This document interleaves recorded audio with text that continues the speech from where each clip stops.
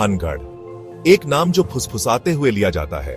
एक जगह जहां परछाई नाचती हैं और कहानियां सोती हैं। गांव वालों ने किस्से सुनाए, एक जादूगर के श्राप की कहानियां, एक राजकुमारी के टूटे हुए दिल की, एक अंधेरे की जो खंडहरों से हमेशा के लिए चिपकी हुई थी। सूर्यास्त के बाद किसी ने भी अंदर जाने की हिम्मत नहीं की। जो गए उन्हें फिर कभी नहीं देखा गया। ऐसा कहा जाता था कि उनकी आत्माएं शापित दीवारों के भीतर फंस गई थी, हमेशा के लिए भानगढ़ के खंडहरों से बंधे। रोहन, प्रिया और समीर अविभाज्य थे।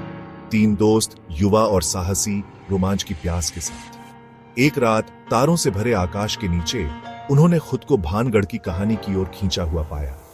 प्रिया ने फुसफुसाते हुए कहा, कहते हैं कोई जिंदा वापस नहीं आता। उसकी आंखें डर और उत्साह के मिश्रण से फैली हुई थी। डरी हुई प्रिया? समीर ने ताना मारा। उसकी आवाज एक अहंकारी फुसफुसाहट थी। रोहन, हमेशा की तरह नेता, ने अपनी छाती फुला ली। देखते हैं कौन मेरे साथ है। जैसे ही उन्होंने टूटते हुए मेहराब से कदम रखा, हवा भारी हो गई। उन पर एक डर छा गया, उतना ही स्पष्ट जितना धूल जो उनके पैरों के चारों ओर घूम रही थी। चांदनी ने लंबी भयानक परछाई डाली जो सन्नाटे में नाचती और मुड़ती थी। प्रिया कांप उठी। क्या तुमने वो सुना? उसने समीर का हाथ पकड़कर फुसफुसाया। खंडहरों के बीच से एक धीमी आवाज आती हुई प्रतीत हुई, लेकिन जैसे ही उन्होंने सुनने के लिए दबाव डाला, यह रात में लुप्त हो गई।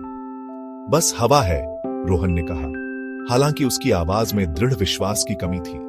वह भी इस एहसास को दूर नहीं कर सका कि उन्हें देखा जा रहा है। वे खंडहरों के बीचों बीच आगे बढ़े। हवा ठंडी हो गई, जिससे उनकी रीढ़ की हड्डी में कंपी दौड़ गई।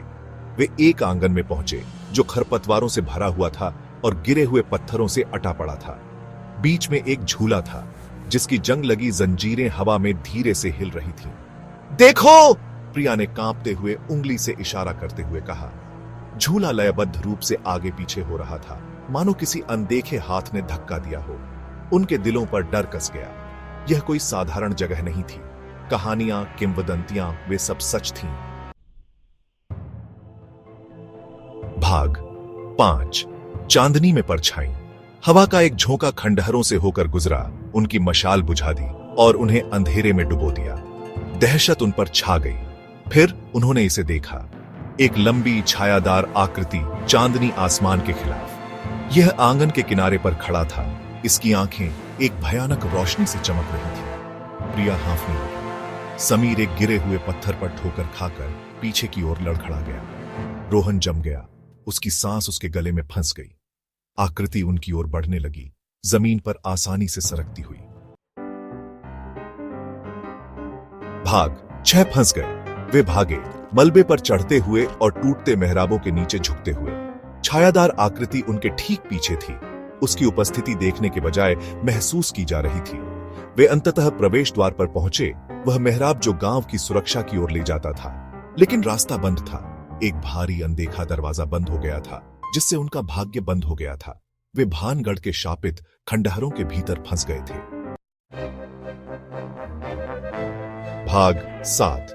रोहन का आइडिया। निराशा उन पर हावी होने लगी थी। वे इन दीवारों के भीतर छिपी किसी भी बुराई की दया पर थे। लेकिन रोहन, उसके दिमाग में एक दौड़, एक पुरानी कहानी याद आई। आग के बारे में एक कहानी जो बुरी आत्माओं के लिए एक निवारक है। हमें एक डायवर्जन बनाने की जरूरत है, वह चिल्लाया।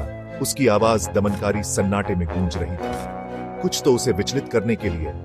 उसने पागलों की तरह अपनी जेबें खोजी और एक लाइटर और एक रूमाल निकाला। रोहन, तुम क्या कर रहे हो? प्रिया रोई। उसकी आवाज डर से कांप रही थी। भाग 8। भानगढ़ से बच निकलना। यह हमारा एकमात्र मौका है, रोहन ने बुदबुदाया। उसके हाथ कांप रहे थे क्योंकि उसने रूमाल को आग लगा दी। आग की लपटें पहले छोटी थीं, जल्दी से बढ़ गईं, प्राचीन दीवारों पर टिमटिमाती परछाई डालती हुई।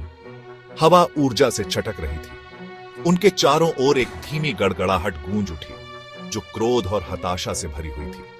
अनदेखा दरवाजा हिंसक रूप से हिल गया, मानो कोई चीज टूटने की कोशिश कर रही हो। एक बाहरी दरार के साथ दरवाजा खुल गया। उन्होंने संकोच नहीं किया। रोहन, प्रिया और समीर उद्घाटन की ओर दौड़े। आग की लपटें उनके हताश भागने को रोशन कर रही थी। भाग 9 श्राप बना हुआ है। वे तब तक दौड़ते रहे जब तक वे अपने गांव के परिचित बाहरी इलाके में नहीं पहुंच गए, अंत में सुरक्षित। लेकिन उस रात की याद, छायादार आकृति और ठंडी उपस्थिति की हमेशा के लिए उनके दिमाग में अंकित रहेगी। भानगढ़ के खंडहर बने रहे श्राप की शक्ति का एक मूक प्रमाण, उन लोगों के लिए एक चेतावनी जो भाग्य को ललकारने की हिम्मत करते हैं, एक अनुस्मारक कि कुछ जगहों को अबाधित छोड़ देना सबसे अच्छा है, क्योंकि भानगढ़ का श्राप असली था और यह इंतजार कर रहा था